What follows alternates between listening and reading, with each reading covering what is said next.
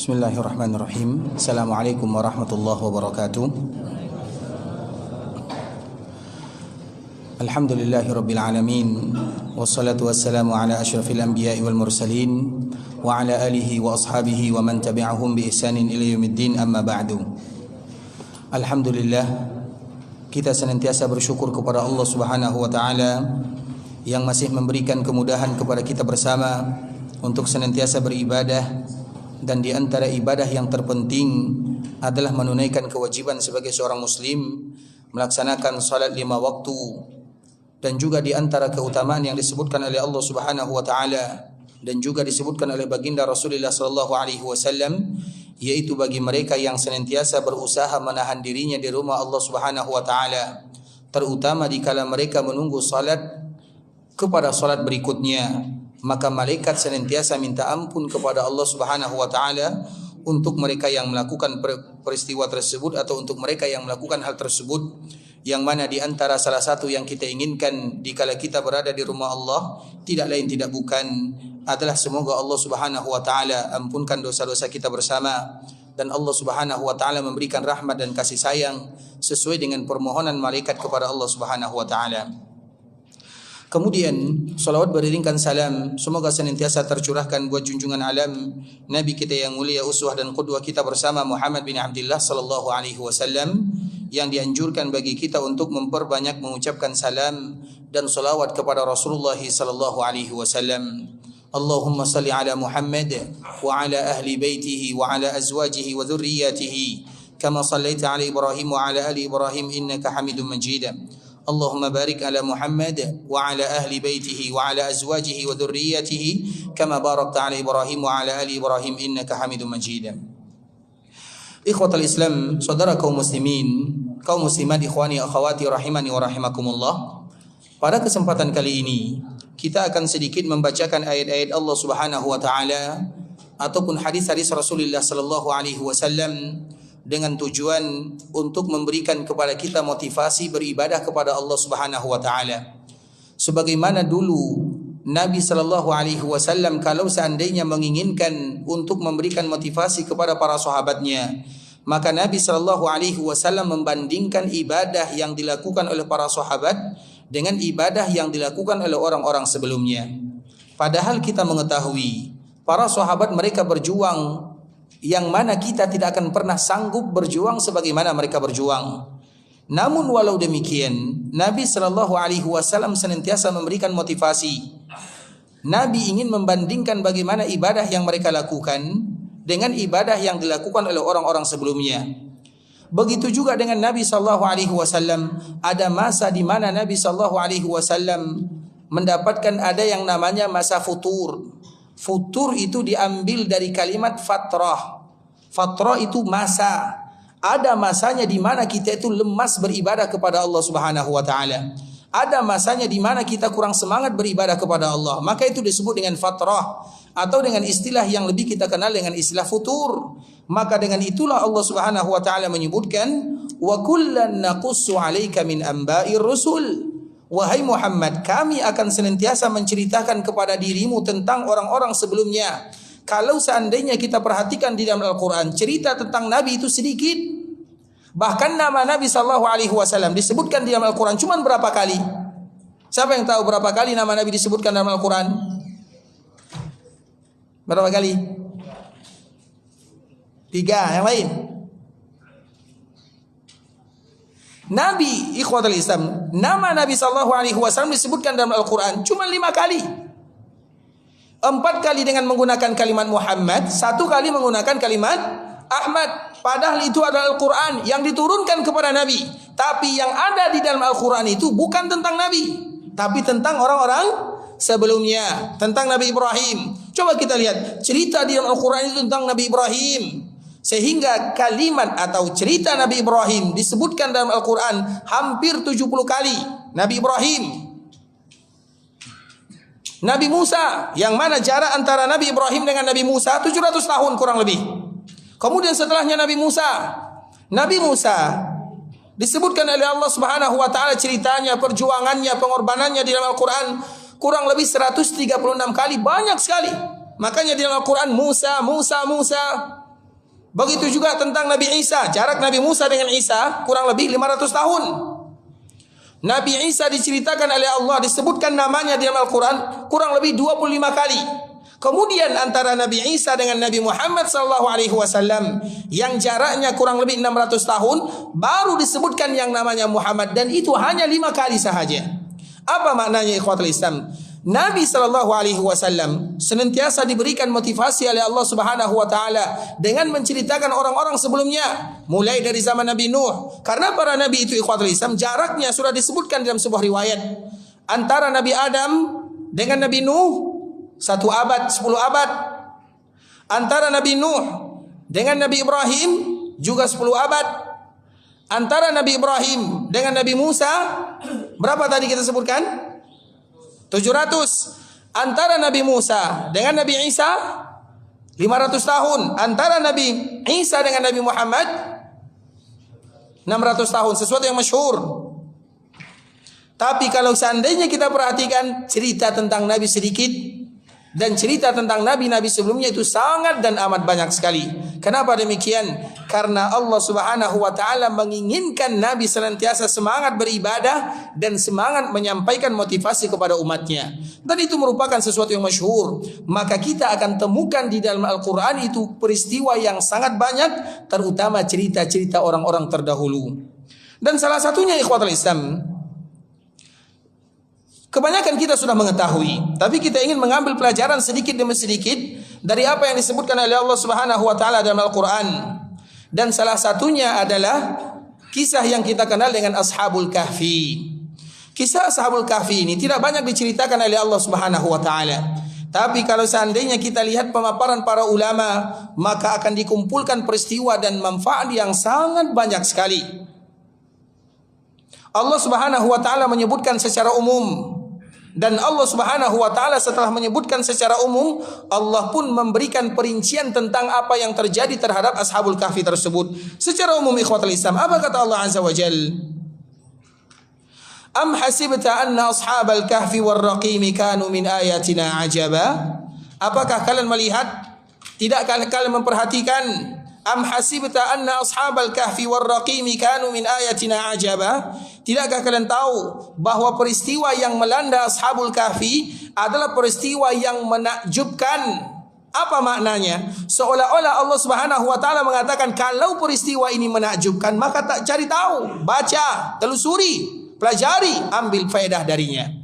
Kemudian setelahnya apa kata Allah Subhanahu wa taala? Nahnu naqussu 'alaika naba'ahum bil haqq innahum fityatun amanu bi rabbihim wa zidnahum huda. Kami akan ceritakan kepada kalian cerita yang tidak ada dusta di dalamnya. Siapa mereka? Innahum fityah. Mereka itu adalah fityah. Apa makna fityah? Fata. Apa makna fata? Fata itu mereka yang belum lagi dewasa. Karena kalau orang sudah tua, ketika mereka beribadah, maka itu sesuatu yang biasa. Tapi kalau para pemuda yang belum dewasa, dikala mereka beribadah, maka itu adalah sesuatu yang luar biasa. Kenapa demikian? Karena masa mereka itu adalah masa di mana mereka harus bermain-main, mereka semangat mencari dunia, tapi mereka korbankan semuanya. Maka itulah yang disebutkan oleh Allah Subhanahu wa taala, innahum fityah. Mereka itu masih pemuda, belum lagi dewasa.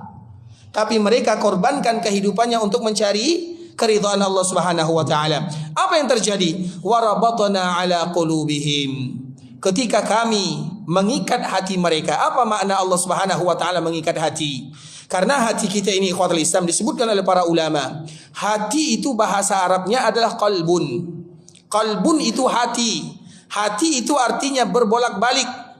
Bagaimana hati itu berbolak-balik? Disebutkan kiasan, kalau seandainya ada di antara kita yang melihat air dipanaskan, betul-betul panas sampai mendidih, kemudian maka air itu akan, apa bahasa kitanya?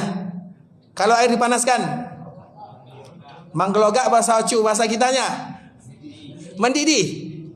Kita lihat air kalau mendidih, apa yang terjadi? Apakah air itu akan menetap? Bagaimana dia berputar? Air dikala mendidih bagaimana berputarnya? Cepat atau lambat? Air yang mendidih. Cepat atau lambat? Cepat sekali ikhwatul Islam. Makanya dia berputar. Apa kata para ulama? Hati kita lebih cepat berputarnya daripada air yang mendidih. Kenapa demikian? Agar kita tahu yang membuat hati kita itu kokoh tidak lain tidak bukan adalah Allah Subhanahu wa taala. Maka Allah Subhanahu wa taala menyebutkan di sini, warabatna ala qulubihim. Kami yang membuat mereka kuat agar kita tahu bahwa dikala kita dimudahkan beribadah kepada Allah Subhanahu wa taala itu semata-mata karena Allah Subhanahu wa taala, bukan karena kita. Dan itu adalah karena karunia Allah. Bisa jadi karena doa kita, bisa jadi karena yang lain. Oleh karena itu ikhwatul Islam, di antara salah satu makna daripada ayat ini, warabatna ala qulubihim iz qamu faqalu rabbuna. Ketika mereka semangat mengucapkan Rabb kami adalah Allah, kami yang menguatkan hatinya. Artinya kalau kita ingin kuat beribadah kepada Allah, caranya adalah minta kepada Allah Subhanahu wa taala. Kita tidak akan sanggup bertahan lama di dalam beribadah kepada Allah kecuali kalau Allah yang memberikan kemudahan. Kemudian ikhwatul Islam, apa yang terjadi? Wa idh i'tazaltumuhum wa ma ya'buduna min dunillah wa ma ya'buduna illallah. Nah, Allah Subhanahu wa taala langsung menyebutkan kepada kita, para pemuda ini kaumnya adalah kaum yang ada di antara Nabi Isa dengan Nabi Muhammad sallallahu alaihi wasallam. Dan masa ini jaraknya kurang lebih 600 tahun sebagaimana yang tadi telah kita jelaskan. Masa ini ikhwatul Islam adalah masa di mana terjadi bolak-balik. Kadang Allah Subhanahu wa taala berikan kemudahan tersebarnya agama Nabi Isa, di masa yang lain Allah Subhanahu wa taala berikan kesulitan. Siapapun yang beribadah kepada Allah, maka mereka dianggap orang-orang yang aneh beribadah kepada Allah, atau mereka orang-orang yang diasingkan. Begitu juga dengan Ashabul Kahfi ini. Wa idh i'tazaltumuhum, dikala kalian menjauh dari orang-orang yang tidak beribadah kepada Allah, maka Allah berikan ilham kepadanya, fa'u ilal kahfi, hendaklah kalian bersembunyi di dalam sebuah gua. Pada akhirnya orang ini mereka bersembunyi di dalam gua. Kemudian apa kata Allah? Wa tarasyamsa idza tala'at, dikala mereka bersembunyi di dalam gua, maka mereka tertidur karena kelelahan, lari, membawa agama, dikejar oleh kaumnya. Dikala mereka bersembunyi, mereka pun lelah.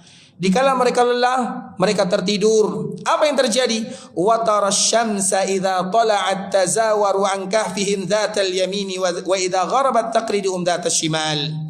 Gua tempat mereka bersembunyi itu ikhwatul Islam adalah gua yang bisa disinari oleh matahari. Artinya cahaya matahari masuk di dalamnya. Kemudian dikala matahari ini terbit, maka menyinari bagian kirinya. Dikala matahari terbenam, menyinari bagian tubuh yang kanan. Artinya tubuh mereka itu senantiasa mendapatkan cahaya matahari. Kemudian wahum fi fajwatin min, yang mana gua mereka ini adalah gua yang luas sehingga mereka bisa istirahat di dalamnya. Wa tahsabuhum aiqadhan wa hum ruqud. Kemudian kalau seandainya kalian melihat mereka berada di dalam gua tersebut, kalian melihat mereka seolah-olah dalam keadaan bangun. Artinya mata mereka itu tidak betul-betul tertutup seutuhnya. Karena memang ikhwatul Islam ada orang, apalagi Nabi sallallahu alaihi wasallam, dan itu ada di antara sifat Rasulullah sallallahu alaihi wasallam. Nabi di antara salah satu sifatnya tidak pernah tidur hatinya, walaupun matanya kadang-kadang tertidur, tapi hati Nabi sallallahu alaihi wasallam tidak tertidur. Begitu juga dengan orang-orang ini. Jadi ketika melihat mereka seperti orang yang terbangun, tapi mereka dalam keadaan rukud. Rukud itu artinya berbaring, tidur. Tapi kalau kita pandang, mereka tidak tidur, hanya berbaring-baring saja. Kemudian wa tahsabuhum aiqadhan wa hum ruqud wa nuqallibuhum dzatal yamini wa dzatal shimal. Kemudian kami bolak-balikan mereka. Jadi mereka itu senantiasa bergerak badannya ke kanan, ke kiri, ke kanan, ke kiri. Kenapa demikian? Agar mereka bisa bertahan hidup dalam waktu yang sangat lama. Wa kalbuhum basitun zira'ihi bil wasid. Kemudian di sana, dan ini adalah di antara cerita yang akan kita sebutkan ikhwatul Islam, wa kalbuhum, dan mereka ditemani oleh salah seekor anjing. Basitun zira'ihi bil wasid, yang mana anjing ini membentangkan kedua tangannya di mulut gua, ikut bersama orang-orang yang tadi melarikan diri membawa agamanya. Kemudian wa kadzalika ba'atsnahum liyatasaalu bainahum. Kemudian setelah beberapa lama kami pun bangunkan mereka sehingga nantinya mereka bertanya-tanya. Qala qailun minhum kam labistum. Dikala mereka bangun, maka di antara satu dengan yang lainnya mereka bertanya, kam labistum, sudah berapa lama kira-kira kita tertidur di dalam gua ini? Qalu labisna yauman aw ba'da yaum. Sebahagian mereka mengatakan mungkin kita sudah tertidur satu hari atau setengah hari. Qalu rabbukum a'lamu bima labistum. Kita tidak tahu berapa lama kita tidur di sini. Yang penting mereka merasakan kelaparan yang sangat lapar sekali. Sehingga apa yang terjadi? Qalu rabbukum a'lamu bima labistum fab'asu ahadakum biwarikikum hadhihi. Kemudian mereka ternyata masih menyimpan sedikit uang, satu keping uang. Kemudian uang ini, fab'asu ahadakum, maka hendaklah diutus salah satu di antara kita untuk turun dari bukit mencari makanan, tapi dalam keadaan bersembunyi. Kemudian falyanzur ayyuha azka. Falyanzur ayyuha azka. Di sini merupakan di antara pelajaran yang sangat berharga bagi kita bersama ikhwatul Islam. Ashabul Kahfi, dikala mereka berada di dalam gua, kemudian mereka tidur dalam waktu yang sangat lama. Kemudian dikala mereka terbangun, maka mereka merasakan lapar yang sangat lapar sekali. Kemudian setelah mereka bangun, mereka bertanya-tanya, berapa lama kita tinggal di dalam gua?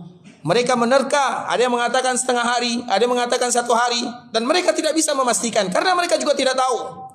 Kemudian dikala mereka lapar, maka tidak mungkin semuanya keluar mencari makanan.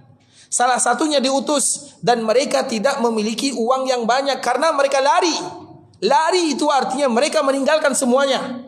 Mereka lari meninggalkan keluarganya, mereka lari meninggalkan rumahnya, mereka lari meninggalkan hartanya. Dan sebahagian para ulama menyebutkan ikhwatul Islam, Ashabul Kahfi itu semuanya adalah orang-orang yang berduit, orang-orang kaya, orang-orang yang diberikan harta oleh Allah Subhanahu wa taala, tapi mereka rela mengorbankan hartanya demi lari membawa agama Allah Subhanahu wa taala. Dan kisah seperti ini ikhwatul Islam juga terjadi di zaman Nabi sallallahu alaihi wasallam. Seperti misalnya ada peristiwa yang disebutkan dengan perang Tabuk.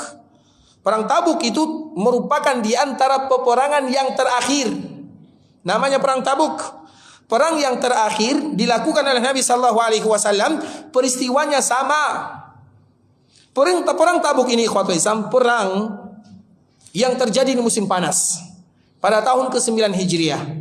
Terjadi di musim panas. Kalau musim panas itu biasanya adalah musim panen, apalagi korma. Karena korma itu biasanya memang korma itu tumbuh di musim panas, atau korma itu berbuah semakin panas semakin bagus buahnya. Makanya daerah-daerah yang tidak ada panasnya, maka sulit korma itu berbuah. Seperti misalnya di daerah kita, di daerah yang mungkin panasnya mungkin sampai hanya 35 atau 37, itu belum cukup untuk mengeluarkan buah korma yang begitu bagus.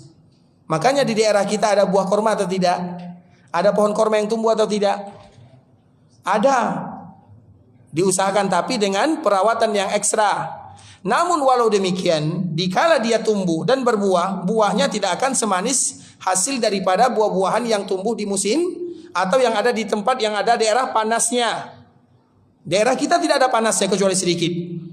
Makanya kormanya kalaupun berbuah, itu buahnya rasanya tidak sama dengan yang lain. Terlepas daripada itu semua ikhwatul Islam, perang Tabuk ini di musim panas, musim panen kalau bahasa kitanya. Maka Nabi sallallahu alaihi wasallam memanggil para sahabatnya, wahai para sahabatku, Allah Subhanahu wa taala memerintahkan kita berjihad di jalannya. Maka di saat itulah banyak di antara mereka yang gagal ikut bersama Nabi sallallahu alaihi wasallam. Kenapa? Karena mereka dihadapkan dengan pilihan yang berat. Apa pilihannya? Kalau mereka pergi ikut perang Tabuk bersama Nabi, Tabuk itu jaraknya jauh sekali. Kalau mereka ikut perang Tabuk, maka mereka akan gagal panennya. Kalau gagal panennya, maka mereka tidak mendapatkan harta. Maka di saat itu pilihan yang sangat berat. Namun sahabat yang jujur kepada Allah dan jujur kepada nabinya, semua mereka meninggalkan kormanya. Mereka ikut berjuang bersama Nabi 1 bulan, 2 bulan, 3 bulan, 4 bulan, berbulan-bulan lamanya. Sampai pada akhirnya Allah Subhanahu wa taala berikan kemenangan kepada kaum muslimin. Nah, peristiwa-peristiwa seperti ini ikhwatul Islam, kadang-kadang kita pun bertanya, banyak hal-hal yang membuat kita memilih di dalam agama atau memilih di dalam kehidupan. Kita memilih siapa? Apakah kita memilih yang hanya berkaitan dengan masalah dunia saja, atau kita memilih agama Allah Subhanahu wa taala? Karena siapapun di antara kita yang mengatakan dirinya beriman, maka pasti diuji oleh Allah Subhanahu wa taala. Siapapun di antara kita yang mengatakan dirinya beriman, maka pasti diberikan ujian oleh Allah. Siapapun yang merasa hidupnya tidak ada ujian, berarti imannya dipertanyakan. Siapapun yang hidupnya lurus-lurus saja, alhamdulillah, sehat-sehat saja, alhamdulillah, rezeki banyak datangnya, maka di saat itulah mereka dipertanyakan keimanannya. Karena siapapun yang beriman kepada Allah pasti akan diberikan ujian oleh Allah Subhanahu wa taala. Contoh misalnya, ada orang yang berkecimpung dengan yang sesuatu yang diharamkan oleh Allah Azza wa Jalla. Kemudian mereka meninggalkan yang haram, mereka ingin kembali kepada Allah, pasti diuji oleh Allah Subhanahu wa taala. Itu sesuatu yang pasti. Bahkan Nabi sallallahu alaihi wasallam menyebutkan, "Innallaha idza ahabba qauman ibtalahum." Di antara tanda Allah cinta kepada suatu kaum, Allah berikan ujian kepadanya. Misalnya dulu diceritakan Nabi sallallahu alaihi wasallam pernah ada seorang wanita yang menawarkan diri. Jadi wanita ini datang ibunya, "Ya Rasulullah, aku memiliki seorang putri." Disebutkan sifat wanita ini. Nabi sallallahu alaihi wasallam hampir menikah dengan wanita tersebut karena ibunya menyebutkan, "Putriku seperti ini, seperti ini, seperti ini."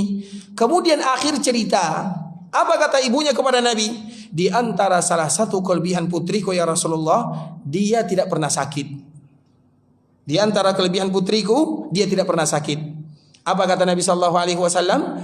Kalau demikian, kami tidak memerlukannya. Artinya Nabi sallallahu alaihi wasallam tidak jadi menikahi wanita tersebut karena dia tidak pernah sakit. Apa maknanya? Karena orang yang tidak pernah sakit berarti Allah sayang atau tidak? Sayang atau tidak? Susah jawabannya ya. Begitu juga dikala Nabi sallallahu alaihi wasallam duduk bersama para sahabatnya. Apa kata Nabi? Ini kalimat yang berat. Siapapun di antara kalian yang ingin melihat penduduk neraka, maka lihatlah orang yang akan datang. Nabi sedang duduk. Tiba-tiba datang salah seorang yang berbadan kekar, kuat. Kemudian di saat itulah para sahabat mereka menoleh semuanya. Karena Nabi mengatakan yang datang ini adalah di antara penduduk neraka Allah Azza wa Jal. Ternyata alasannya ikhwatul Islam, karena laki-laki ini tidak pernah sakit. Makanya kalau ada di antara kita yang tidak pernah sakit, itu tanda Allah sayang atau tidak? Berarti kita suka sakit atau tidak? Susah jawabannya ya. Makanya Allah Subhanahu wa taala menyebutkan ikhwatul Islam, "Innallaha idza ahabba qauman ibtalahum." Allah kalau suka kepada suatu kaum, Allah berikan ujian untuk menunjukkan siapa di antara mereka yang betul-betul kembali karena Allah atau kembali karena tujuan dunia. Karena banyak di antara manusia yang mereka berbuat untuk agama, tapi tujuannya bukan untuk agama, untuk dunia. Sehingga di dalam ayat ini seolah-olah Allah Subhanahu wa taala menceritakan Ashabul Kahfi, mereka betul-betul berbuat untuk Allah sehingga mereka meninggalkan dunianya. Bukan berarti mereka tidak mau dari dunia, tidak, tapi mereka terpaksa meninggalkan dunianya karena tidak ada pilihan yang lain. Sehingga dikala mereka berada di dalam gua, mereka membawa perbekalan yang sedikit, dan itu sama dengan orang-orang muhajirin. Orang-orang muhajirin ikhwatul Islam, dikala mereka meninggalkan Mekah menuju Madinah, mereka semuanya menjadi fakir. Tahu kita apa makna fakir? Fakir itu artinya adalah orang yang di bawah miskin. Di bawah miskin namanya fakir. Mereka yang tidak bisa memenuhi separuh daripada kebutuhan hidupnya disebut dengan fakir. Dan itu rata-rata adalah orang-orang muhajirin. Dan Allah menyebutkan lil fuqara'il muhajirin alladzina ukhriju. Tidakkah kalian ingat orang-orang fakir dari kalangan muhajirin? Orang muhajirin, orang Mekah itu kaya-kaya. Tapi dikala mereka hijrah ke kota Madinah, kekayaannya terpaksa mereka tinggalkan. Contoh misalnya Suhaibur Rumi. Suhaib itu adalah salah seorang yang tinggal di Mekah Al-Mukarramah, dan dia memiliki kekayaan yang luar biasa banyaknya. Kemudian dikala dia ingin hijrah ke kota Madinah, maka orang-orang Mekah mengatakan, "Wahai Suhaib, tidak mungkin kamu hijrah dengan membawa hartamu. Tidak mungkin kamu keluar dari Mekah sedangkan engkau mendapatkan kekayaan ini di Mekah." Apa kata Suhaib? Wahai orang-orang Mekah, maukah aku tawarkan kepada kalian tawaran yang sangat luar biasa? Maka orang Mekah mengatakan, apa tawarannya? Aku tinggalkan untuk kalian semua harta yang aku punya dengan syarat kalian biarkan aku hijrah ke kota Madinah. Orang-orang Mekah mereka menerima syaratnya karena harta sudah ditawarkan kepada dirinya. Kemudian di saat itulah Suhaibur Rumi hijrah ke kota Madinah tanpa membawa harta sepersen pun. Dikala sampai di kota Madinah, Nabi mengatakan, Rabihat tijarah ya Aba Yahya. Engkau telah melakukan perdagangan yang sangat menguntungkan wahai Abu Yahya. Karena namanya Abu Yahya. Dan di saat itulah Nabi SAW memberikan pujian. Dan pada akhirnya Allah gantikan dengan yang lebih daripada dia tinggalkan. Karena tidak ada sesuatu yang meninggalkan karena Allah, kecuali Allah pasti ganti dengan yang terbaik. Nah, kita kembalikan kepada Ashabul Kahfi. Dikala mereka berada di gua, mereka tidak punya perbekalan. Bukan berarti mereka miskin, mereka kaya semuanya. Kecuali ada satu orang, nanti akan kita sebutkan satu orang ini. Nah, dikala mereka bangun dan mereka ingin keluar mencari makanan karena mereka sudah lapar, apa kata pesan daripada teman-temannya? Falyanzur ayyuha azka ta'ama. Teman-temannya berpesan kepada orang yang akan diutus, hendaklah kamu mencari azka ta'ama. Azka ta'aman itu artinya adalah makanan yang terbaik. Kalau bahasa kitanya, cari makanan yang halal. Sehingga dari sinilah para ulama menyebutkan, dan itu diambil dari firman Allah Azza wa Jal, siapapun di antara kita yang ingin beribadah dan dimudahkan ibadahnya kepada Allah, dimudahkan dia salat, dimudahkan dia puasa, dimudahkan dia baca Quran, dimudahkan dia berdoa, dimudahkan dia berzikir, maka syarat yang pertama, lihat hartanya, apakah terbaik atau tidak. Kalau masih ada yang haram, keluarkan, karena harta yang haram bukan milik kita. Harta yang haram tidak boleh disedekahkan. Siapapun yang bersedekah dengan harta yang haram, jangankan pahala yang akan dia dapatkan, dosanya 2 kali lipat. Karena dia mengira dengan disedekahkan, harta yang haram akan menjadi halal, tidak akan pernah menjadi halal. Makanya sedekah itu ikhwatul Islam. Kenapa sedekah disebut dengan sedekah? Sedekah itu artinya jujur. Sedekah itu siddiq. Sedekah jujur. Orang yang jujur mengeluarkan harta yang betul-betul jujur hartanya, maka disebut dengan sedekah. Orang yang bersedekah dari harta yang haram itu tidak pernah disebut dengan sedekah, tapi itu menipu namanya. Menipu Allah Subhanahu wa taala dan menipu kaum muslimin. Makanya kalau ada orang yang mengambil harta yang bukan miliknya, kemudian dia bersedekah, itulah penipuan yang luar biasa di dalam agama Allah Subhanahu wa taala, karena tidak disebut dengan sedekah. Kemudian falyanzur ayyuha azka ta'ama. Hendaklah kalian mencari makanan yang halal yang baik. Padahal uangnya tinggal sedikit, tapi pesannya jangan bawa makanan kecuali yang halal, itu bahasanya. Padahal mereka berada dalam kesulitan. Kemudian apa yang terjadi ikhwatul Islam? Wa kadzalika asarna alaihim liya'lamu anna wa'dallahi haqqun wa anna as-sa'ata la raiba fiha. Kami sengaja membuat mereka seperti itu agar mereka tahu bagaimana janji Allah Subhanahu wa taala. Membangkitkan sesuatu yang sudah meninggal mudah bagi Allah. Membuat terjadinya hari kiamat juga tidak sulit bagi Allah. Membangkitkan sesuatu yang tidak ada juga mudah bagi Allah Subhanahu wa taala. Siapa contohnya? Mereka inilah contohnya. Kemudian sayaquluna salasatur rabi'uhum. Kira-kira berapa jumlah mereka? Sayaquluna salasah. Jumlah mereka itu 3 orang. Rabi'uhum kalbuhum. 4 bersama anjingnya. Wa yaquluna khamsatun sadisuhum kalbuhum. Jumlah mereka itu 5, 6 bersama anjingnya. Wa yaquluna sab'atun wa thaminuhum kalbuhum. Jumlah mereka itu 7, 8 bersama anjingnya. Ada pelajaran yang ingin kita sampaikan ikhwatul Islam. Jumlah orang-orang Ashabul Kahfi sebenarnya hanyalah 6 saja. Jadi jumlah mereka yang betul-betul lari meninggalkan kampung halamannya 6. Kemudian dikala mereka lari meninggalkan agama, ingin bersembunyi di kahfi, mereka pun bertemu dengan salah seorang pengembala kambing. Pengembala kambing ini tentunya tidak mungkin mudah bagi dia mengembala kambing kecuali dengan meminta pertolongan anjingnya. Makanya anjing itu boleh kita manfaatkan untuk menjaga gembalaan, apalagi kambing. Dari situlah datangnya kalbun. Jadi jumlah mereka itu sebenarnya 6 orang. Dikala mereka ingin lari di perjalanan, mereka bertemu dengan salah seorang ra'i. Ra'i ini tidak ada hubungannya. Dia tidak tahu apa yang terjadi. Orang ini lari, orang ini meninggalkan kaumnya, orang ini beribadah kepada Allah, dia tidak tahu. Yang dia tahu, dia bertemu dengan orang ini, bertemu dengan 6 orang ini.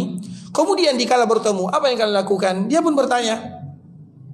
Maka 6 orang ini bercerita, kami ingin lari dari kaum kami karena kami menyembah Allah Azza wa Jal. Maka pengembala kambing ini mengatakan, ajak diriku, bawa aku.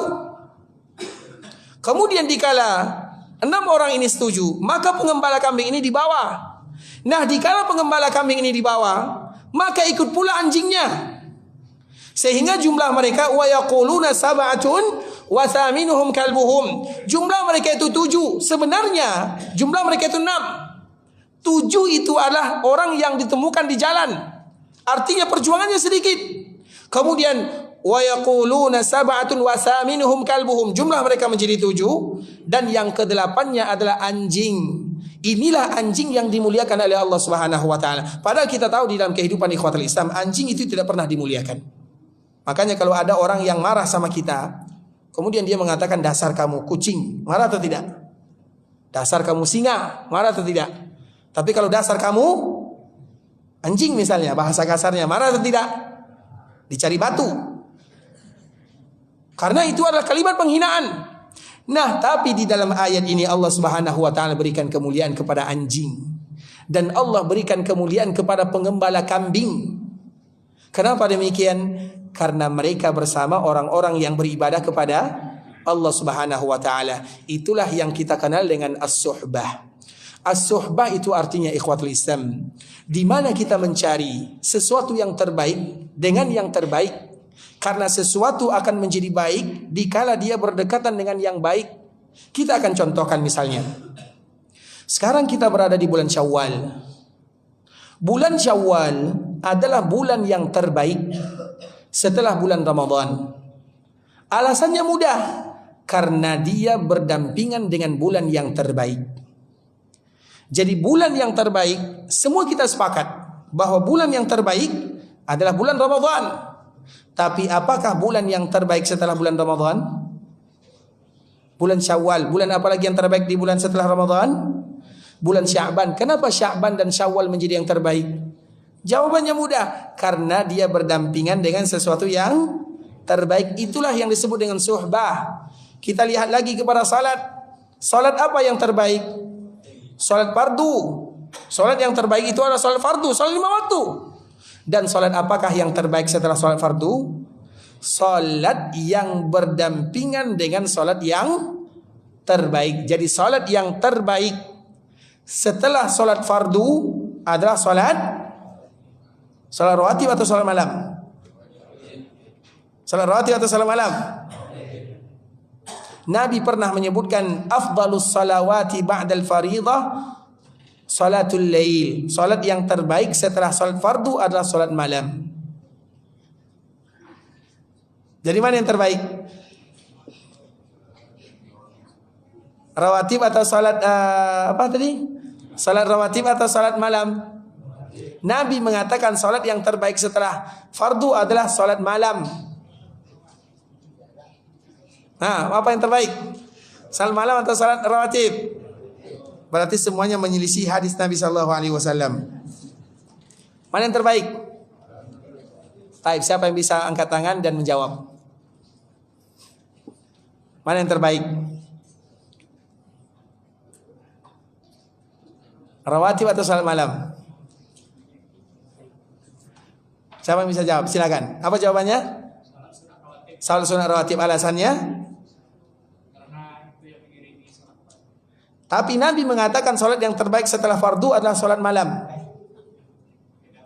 Beda kondisi, apa bedanya? Kalau salat malam dikerjakan di waktu malam, berarti salat rawatib Isya dikerjakan di waktu siang.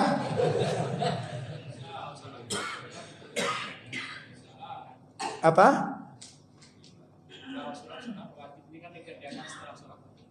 Salat wajib ada juga yang malam. Tidak menjadi masalah, silakan dijawab. Ulang lagi jawabannya. Yang lain alasannya. Iya. Beda waktu. Jadi yang terbaik yang mana? Salat sunat rawatib. Salat sunat malam? Baik juga. Yang terbaik yang mana? Salat sunat rawatib. Alasannya?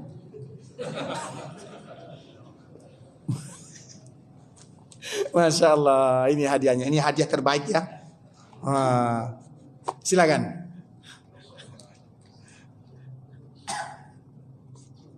Walau jawabannya salah tidak mengapa ya. Tapi hadiahnya bagus.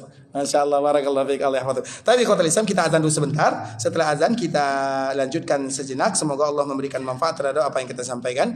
Jazakumullahu khairan wa barakallahu fikum.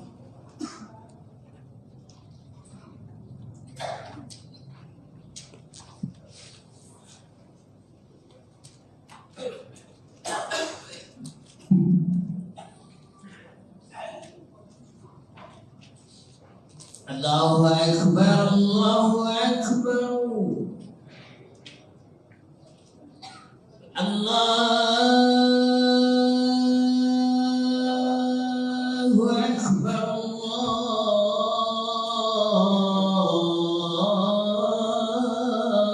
Akbar.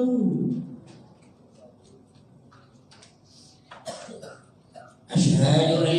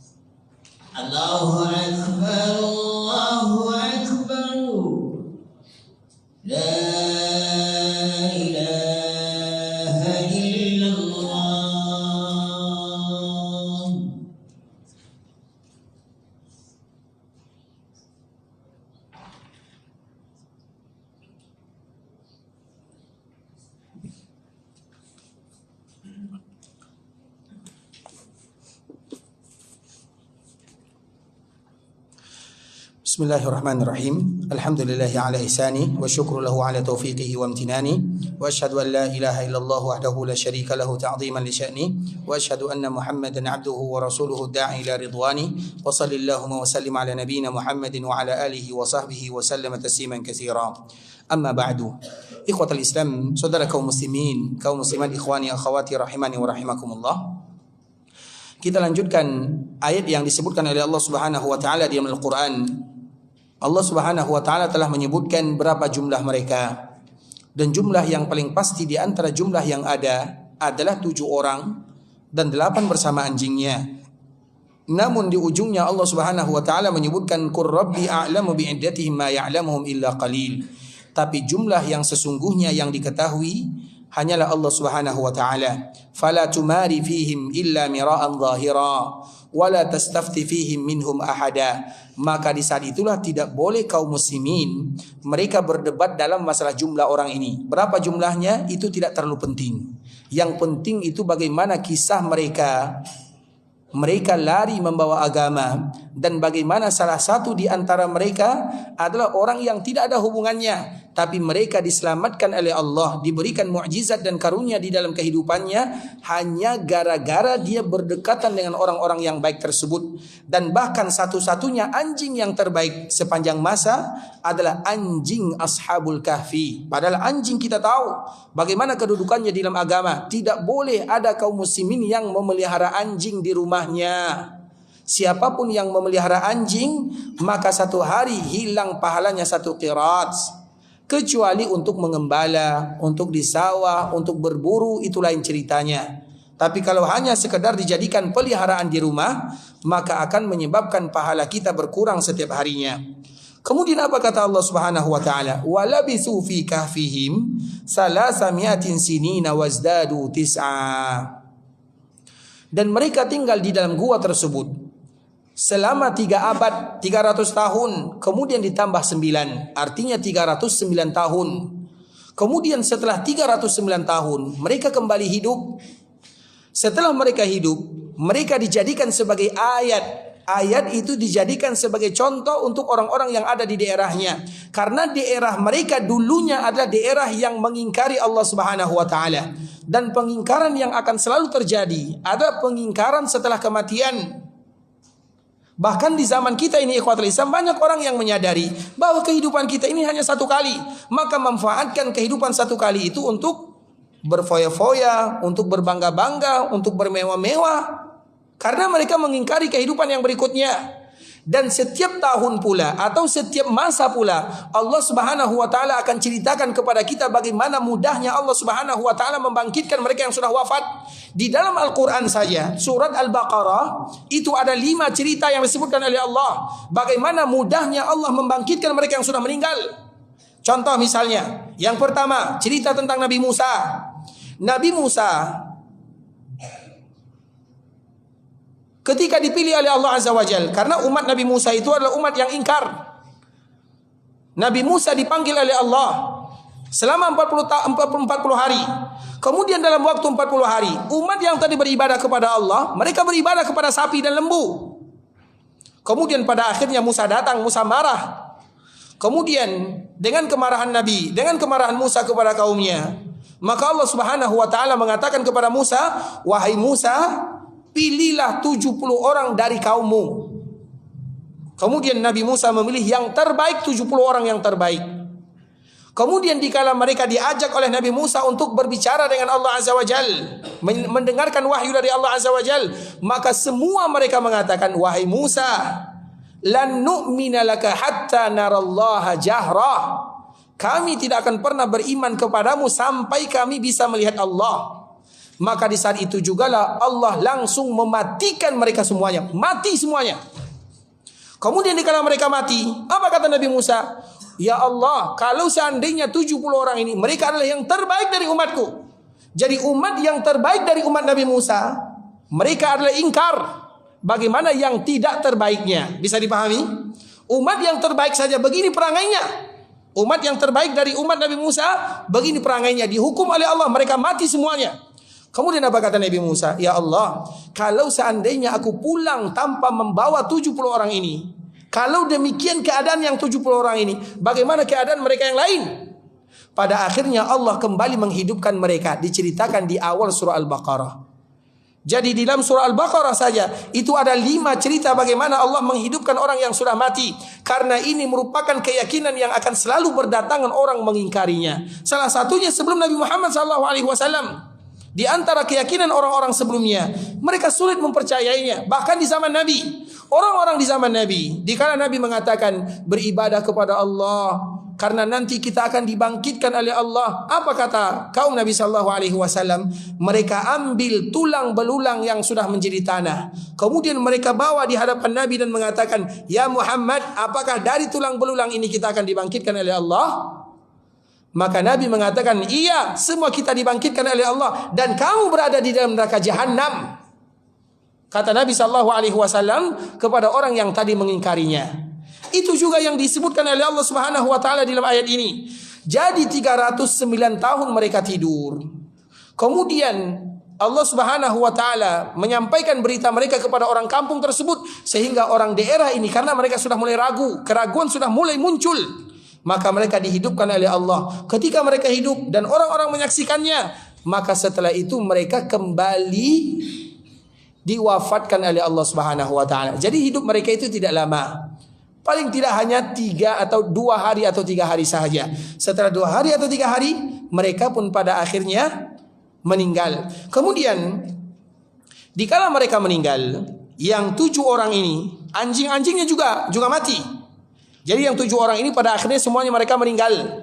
Tugas Allah atau tujuan Allah menghidupkan mereka, meyakinkan kaumnya atau meyakinkan orang-orang yang ada di zamannya bahwa terlalu mudah bagi Allah untuk menghidupkan orang yang sudah meninggal. Itu tujuan daripada Allah Subhanahu wa taala memberikan mukjizat kepada mereka semua. Kemudian apa yang terjadi? Wa kadzalika asarna 'alaihim liya'lamu anna wa'dallahi haqqun wa anna as-sa'ata la raiba fiha idz yatanaza'una bainahum amrahum. Itu adalah cara Allah Subhanahu wa taala untuk menghilangkan keraguan-raguan dari manusia bahwa kita semuanya akan mati dan kita semua akan dibangkitkan oleh Allah dan kita akan memiliki kehidupan yang berikutnya. Inilah ayatnya. Kemudian iz yatanaza'una bainahum amrahum. Setelah kalian mendengarkan cerita ini, jangankan lagi kalian ragu di dalamnya. Faqalu bunu 'alaihim bunyana. Di saat itulah dikala mereka sudah meninggal, apa kata orang-orang yang ada di zamannya? Ubnu 'alaihim bunyana. Kita harus membangun perkuburan mereka, itu harus dibangun. Rabbuhum a'lamu bihim qala alladziina ghalabu 'ala amrihim lanattakhidanna 'alaihim masjida. Dan orang-orang yang melampau, ghalabu itu artinya berlebih-lebihan. Qala alladziina ghalabu 'ala amrihim lanattakhidanna 'alaihim masjida. Kami akan jadikan perkuburan mereka itu sebagai masjid. Apa makna masjid? Makna masjid itu ikhwatul Islam banyak maknanya. Yang pertama, tempat dijadikan ibadah. Apapun tempat yang dijadikan ibadah maka dinamakan dengan masjid. Seperti misalnya surau, musalla, itu namanya adalah masjid. Sehingga kalau kita masuk surau, masuk musalla, ada salat tahiyat atau tidak? Ada, selama itu dijadikan salat 5 waktu, ada salat tahiyatnya, walau namanya adalah musalla atau masjid, karena itu tempat yang dijadikan ibadah, itu disebut dengan masjid. Yang kedua, masjid disebut dengan masjid karena ada bangunannya. Masjid itu ada bangunannya, ada dindingnya, ada atapnya, maka disebut dengan masjid. Itu juga disebut dengan masjid. Dua ini tidak boleh diadakan di perkuburan kaum muslimin. Makanya di perkuburan itu ikhwatul Islam tidak boleh dijadikan tempat ibadah. Tidak boleh dijadikan tempat ritual ibadah. Kenapa demikian? Karena Nabi yang melarang, Allah yang menyebutkan. Maka di dalam ayat ini, qala alladziina ghalabu 'ala amrihim. Yang berkata itu bukan ulamanya, tapi mereka-mereka yang mengagungkan, mereka yang berlampau, mereka yang melebihi kadar daripada sebenarnya. Lanattakhidanna 'alaihim masjida. Setelah orang ini wafat, karena dikala semua orang berkumpul, ternyata ada orang yang tidur 309 tahun. Itu sesuatu yang ajaib, sesuatu yang aneh, yang luar biasa. Maka di saat itulah dikala mereka meninggal, karena mereka hidup hanya 1 hari atau 2 hari saja. Kemudian setelahnya mereka meninggal, dan mereka meninggal di tempat mereka bersembunyi, yaitu di dalam gua. Sehingga orang-orang ingin mengabadikan momen seperti ini. Bagaimana cara mereka mengabadikan momennya? Yaitu dengan dibangun masjid.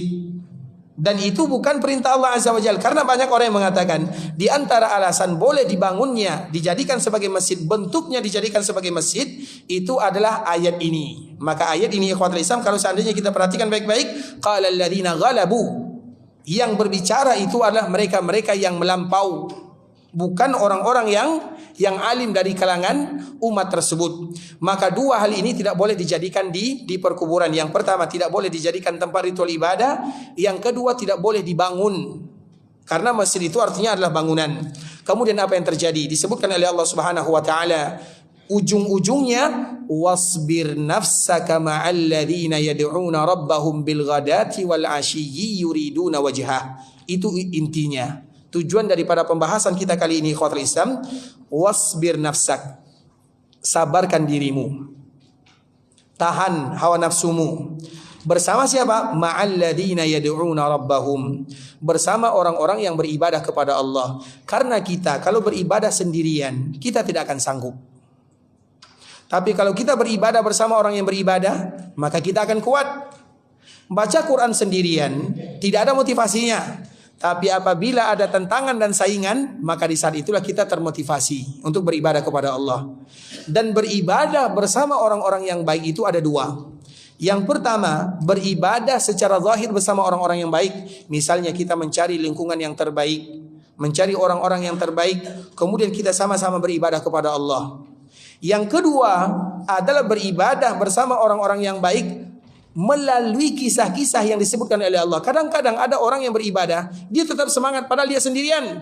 Tapi ingat, di dalam hatinya ada kisah, ada cerita, ada perbandingan tentang orang-orang yang beribadah kepada Allah Subhanahu wa taala. Maka itulah disebut dengan as-suhbah. Maka sesuatu yang terbaik bergandengan dengan yang terbaik. Sesuatu yang terbaik akan bergandengan dengan yang terbaik. Tadi kita contohkan Syawal, kenapa menjadi bulan yang terbaik? Karena bergandengan dengan Ramadan. Maka Syawal itu adalah tempat kita beribadah. Bukan berarti di bulan yang lain kita tidak beribadah, tapi Syawal itu adalah bulan yang terbaik. Sebagaimana Sya'ban juga bulan yang terbaik, karena Ramadan adalah bulan yang terbaik. Sama dengan salat sunnah, yang terbaik adalah salat sunat rawatib. Bukan berarti salat malam tidak terbaik. Salat sunat rawatib yang terbaik. Kenapa yang terbaik? Salat sunat rawatib itu adalah salat sunat muqayyad yang terbaik. Salat sunat muqayyad itu artinya adalah salat sunat yang ada namanya. Sedangkan salat malam juga salat yang terbaik, tapi terbaiknya karena salat malam itu adalah salat sunat mutlak. Jadi salat sunat itu ada dua. Ada salat sunat muqayyad yang terikat, yang ada namanya. Yang kedua ada salat sunat mutlak yang tidak ada namanya. Salat malam itu tidak ada namanya. Salat malam itu tidak ada namanya. Maka Nabi mengatakan salat yang terbaik setelah salat fardu adalah salat malam. Artinya salat sunat mutlak yang terbaik adalah salat di malam hari. Sedangkan salat yang terbaik adalah salat rawatib. Itu adalah salat muqayyad yang terbaik adalah salat sunat muqayyad yang terbaik adalah salat sunat rawatib. Kenapa dia terbaik? Karena dia bergandengan dengan sesuatu yang terbaik, yaitu yang terbaik. Itulah yang disebut dengan as-suhbah. As-suhbah itu artinya ikhwatul Islam, di mana kita mendekati orang-orang yang terbaik. Maka orang yang terbaik di dunia setelah baginda Nabi Muhammad bin Abdullah adalah sahabat. Kenapa mereka yang terbaik? Karena mereka berkawan dengan manusia yang terbaik. Maka mereka disebut dengan sahabat.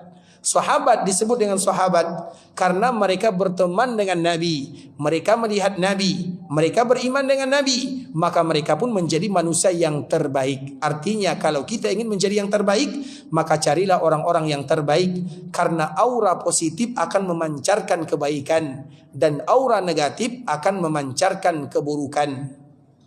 Dan itulah makna daripada hadis Nabi SAW, masalul jalis salih, ibarat teman yang baik, kahamilil misk, yaitu ibarat orang yang menjual minyak wangi. Menjual minyak wangi, yang kita dapatkan adalah wanginya, atau kita ditawari minyak wanginya. Karena apabila ada orang yang menawari minyak wangi, tidak boleh ditolak.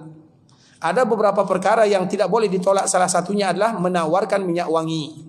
Khafiful mahmal, kata Nabi SAW. Artinya semua kemungkinan terbaik. Sedangkan orang yang berkawan dengan orang-orang yang tidak baik, maka seperti kanafihil kir, yaitu orang yang pandai besi. Dia mendapatkan panasnya, atau bisa jadi pakaiannya terbakar, atau dia mendapatkan aura-aura negatif yang lainnya. Barakallahu fikum ikhwatul Islam. Itulah makna daripada kata-kata as-suhbah. As-suhbah itu artinya sahabi, sahaba, sahibah. Sahibah itu artinya berkawanlah carilah orang-orang yang baik agar kita tetap semangat di dalam beribadah kepada Allah. Teman yang baik, lingkungan yang bagus, maka itu merupakan di antara kewajiban yang harus kita lakukan agar Allah berikan kemudahan untuk senantiasa beribadah kepadanya. Wallahu taala alam. Semoga Allah Subhanahu wa taala ampunkan dosa kita bersama. Allah berikan kemudahan dalam kehidupan dan Allah lancarkan urusan kita. Dan sebelum kita tutup ikhwatul Islam, kalau seandainya ada di antara kita yang bertanya, maka kami persilahkan. Jazakumullahu khairan. Baik, kalau ada yang bertanya kami persilahkan.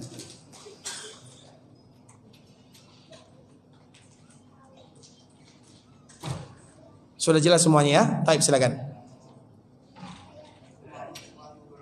Assalamualaikum warahmatullahi wabarakatuh. Tadi Pak Ustaz jelaskan pemuda-pemuda tersebut belum dewasa. Kalau yang lain kan seperti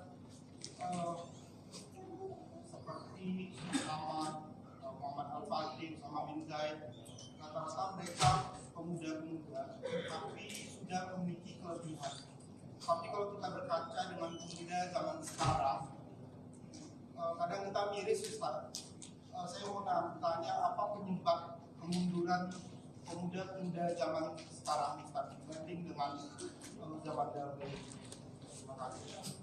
Barakallahu fikum. Kalau seandainya kita memperhatikan ya, orang-orang terdahulu seperti Usama bin Zaid. Usama bin Zaid itu adalah anak orang yang paling dicintai oleh Nabi. Maka dia digelar dengan hubbu Rasulillah. Dia umurnya 20 tahun, tapi dia sudah menjadi panglima perang. Begitu juga Muhammad Al-Fatih. Umurnya baru 20 tahunan, dia sudah menjadi panglima yang terbaik. Begitu juga dengan pemuda-pemuda yang lainnya.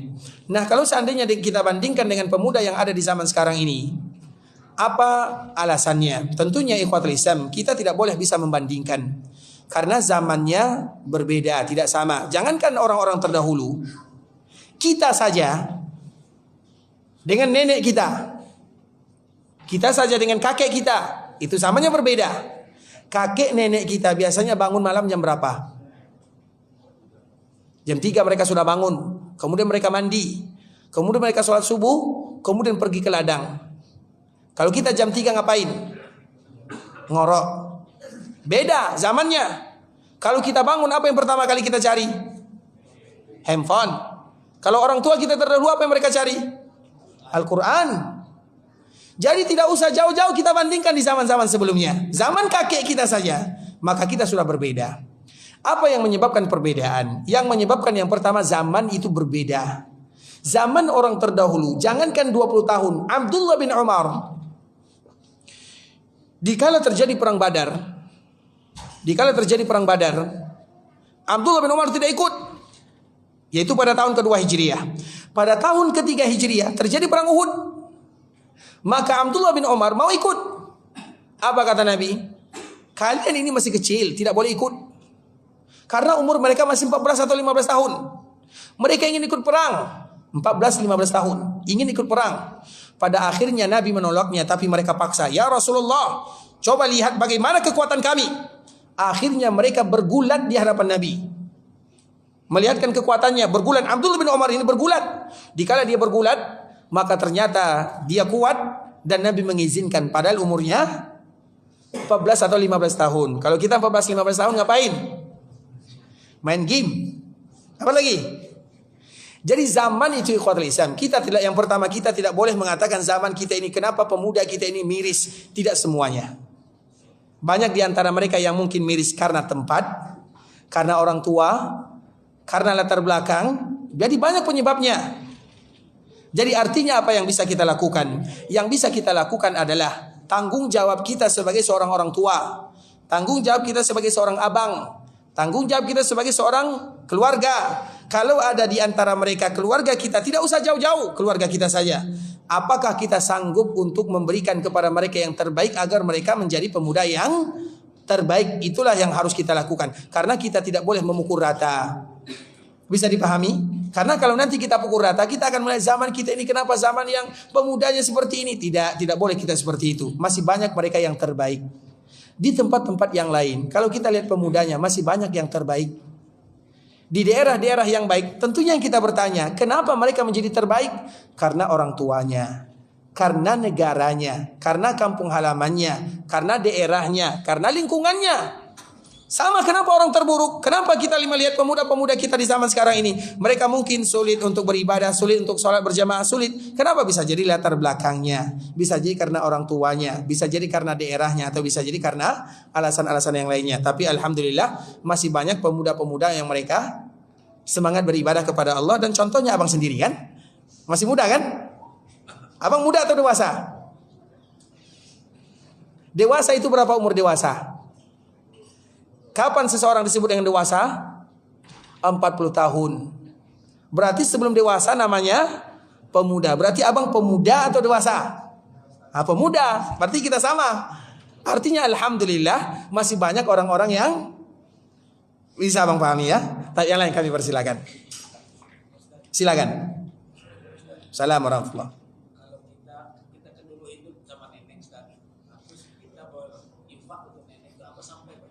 Baik, berinfak atas nama nenek sampai atau tidak? Nenek kita masih hidup atau sudah meninggal? 3 ibadah yang para ulama sepakat kalau ibadah ini pasti sampai untuk orang yang meninggal. Baik itu mereka keluarga dekat, keluarga jauh, atau mereka yang tidak ada hubungan keluarga dengan kita. Semuanya sampai.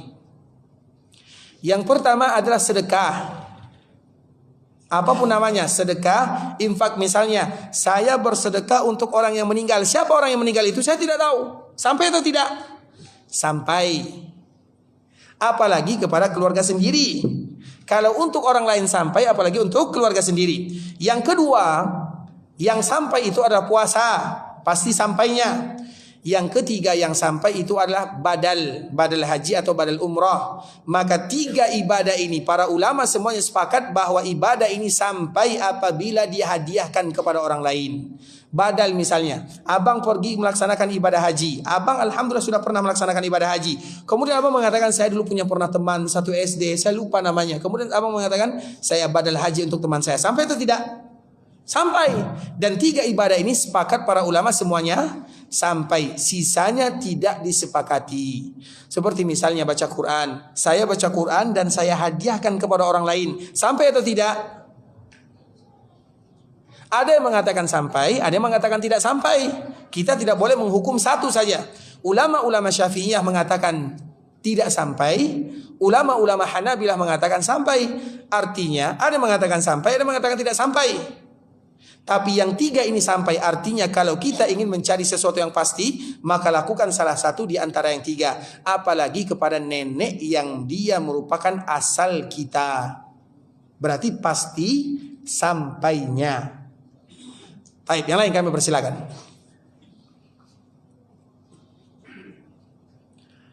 Ada lagi?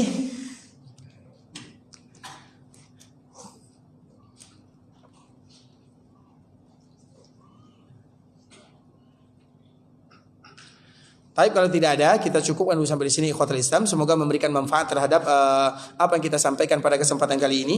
Dan ini adalah awal muqaddimah di mana insyaallah kita akan kembali memulai pengajian rutin kita sedikit demi sedikit. Dan semoga Allah Subhanahu wa taala memberikan kemudahan, Allah Subhanahu wa taala berikan kelancaran, dan Allah Subhanahu wa taala berikan istiqamah kepada kita dalam belajar agama Allah Subhanahu wa taala untuk senantiasa semangat beribadah, agar kita bisa diwafatkan oleh Allah Subhanahu wa taala dalam keadaan beribadah. Barakallahu fikum jami'an wa jazakumullahu khaira. Subhanakallahumma bihamdika asyhadu an la ilaha illa anta astaghfiruka wa atubu ilaik. Wa sallallahu wa sallim ala nabiyyina Muhammadin wa ala alihi wa sahbihi wa sallam tasliman katsira. Assalamualaikum warahmatullahi wabarakatuh.